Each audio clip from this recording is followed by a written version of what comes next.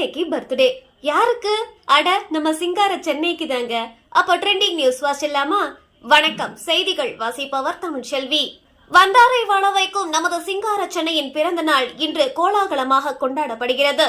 1639 ஆண்டு இதே நாளில்தான் ஆங்கிலேய கிழக்கிந்திய கம்பெனி சந்திரகிரி மன்னர்களிடம் இருந்து மதராசப்பட்டினம் என்ற நிலப்பகுதியை வாங்கியது.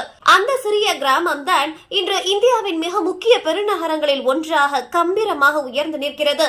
சென்னை வெறும் ஊர் அல்ல, அது பலரின் உணர்வாகும். இந்தியாவின் எந்த மூலையிலிருந்து எந்த பின்னணியில் இருந்து வந்தாலும் உழைக்க தயாராக இருந்தால் சென்னை யாரையும் கைவிடுவதில்லை. அதனால்தான் இதை வந்தாரை வாழ வைக்கும் சென்னை என்கிறோம். ஒரு புறம் மயிலாப்பூர் கபாலீஸ்வரர் கோவில், திருவேலிக்கேணி பார்த்தசாரதி கோவில் என பழமை மாறாத பண்பாடு, மறுபுறம் ஓஎம்ஆர் சாலையில் விண்ணை முட்டும் ஐடி நிறுவனங்கள் என இரண்டு காலங்களையும் இணைக்கும் அற்புத பாலம் தான் நமது சென்னை. இந்தோ சாரசனிக் முறையில் கட்டப்பட்ட சென்ட்ரல் ரயில் நிலையம், எழும்பூர் ரயில் நிலையம் மற்றும் மெட்ராஸ் உயர்நீதிமன்றம் ஆகியவை சென்னையின் வரலாற்று மகுடங்களாகும். உலகின் இரண்டாவது பெரிய நகர்ப்புற கடற்கரையான மெரினா வெறும் பொழுதுபோக்கு இடம் மட்டுமல்ல, பல போராட்டங்களுக்கும் வரலாற்று நிகழ்வுகளுக்கும் சாட்சியாக நிற்கும் சென்னையின் அடையாளமாகும். சுட சுட இட்லி வடை சாம்பார் மற்றும் நுரை பொங்கும் பில்டர் காஃபி முதல் உலகத்தரம் வாய்ந்த உணவகங்கள் வரை சுவைக்கும் பஞ்சமில்லாத ஊர்தான் சென்னை.